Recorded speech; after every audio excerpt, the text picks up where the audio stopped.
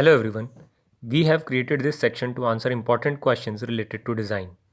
So recently NID has made some surprising changes in the admission process. I'm sure all those appearing for NID mains 2020 must be aware of it. I'm not discussing the changes made by NID in this video because these changes are not permanent. These are for this year only. We are not also going to give you any solution of the questions asked by NID recently.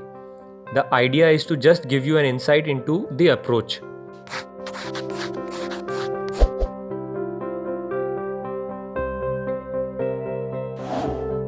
For those who are waiting for mains, and especially for graduate students, because in masters SEED had already notified their intention of taking admission on SEED score only. So I'm sure master students would have anticipated this with NID as well. But for graduation level students, this come as a surprise element. Now to them I would say, are you not preparing for this exam for last 8-11 months? You know everything about this exam. You cleared prelims where you proved your mettle. Then you started your preparation for mains test. I'm sure you must have thought about those uncertain question format asked in the mains test. You must have looked everything available on the internet. Many of you might have read some books and some of you are still reading it.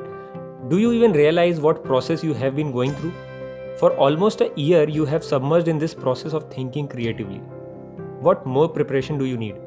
I personally feel everyone preparing for mains this year is already prepared. And if you ask me honestly, with this change in the admission process, it is clear that major chunk of the marks is already counted. But then this 30% and 40% for masters can be a game changer for some students who cleared prelims on the margin.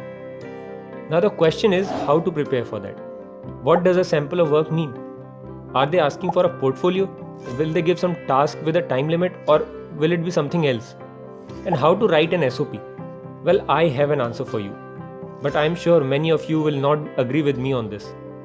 And my answer is, no need to do anything new. Think about it this way. We all know that due to this pandemic situation when NID had to change the exam pattern altogether, why are they even taking the pain of conducting an interaction session? They could have done it directly on the basis of prelims only. I mean, IIT does that in USEED and this year SEED has also done that. But there are reasons for that. One, they might not have set their paper for prelims to test all-round personality of the student and thus interaction session is necessary. Or second, they want to check the genuinity of the student or thought process of a student or how creative he or she is.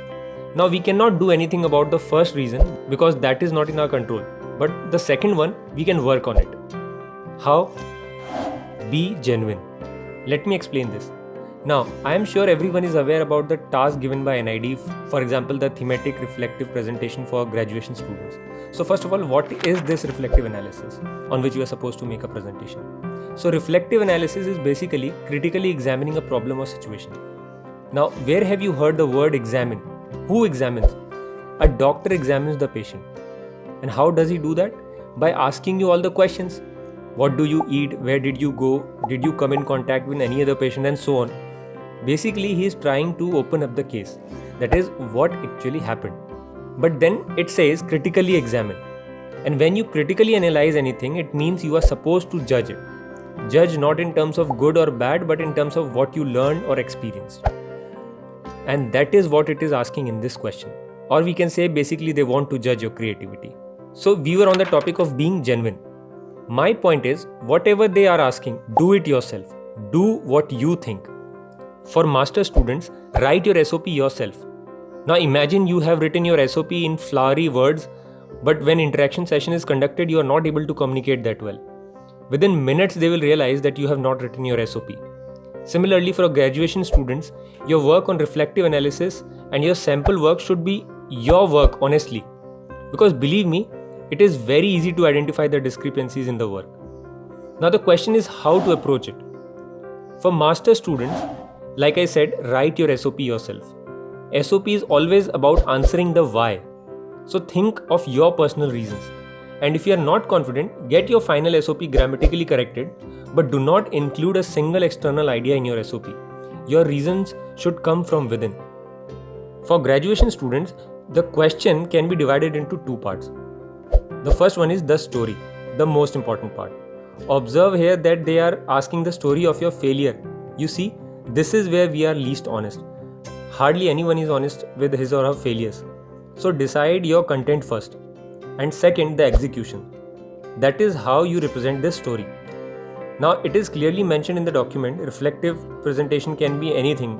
Think about it, it can be photograph, sketch, illustration, or it can be done digitally. Now decide what you are confident at. Go for sketch if you are good at handling skills. Go for photographs if you have. But what if you don't have any of this? I mean, neither you have a photograph nor you have confidence on your sketching or doodling part. Think about it. Use your creativity. I am sure you are creative enough to come up with something. Remember, the content, the story is more important. Here, NID is not testing your drawing skills, but how well you convey your ideas. It will be of no use if you draw perfectly but examiners are not able to decipher the story.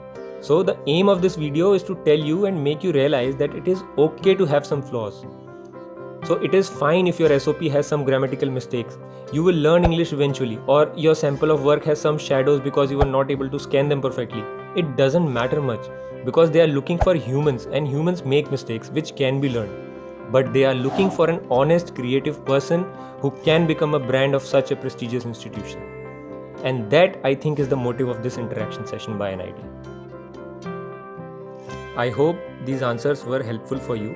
If you have some specific doubts, you can write them in the comment section below.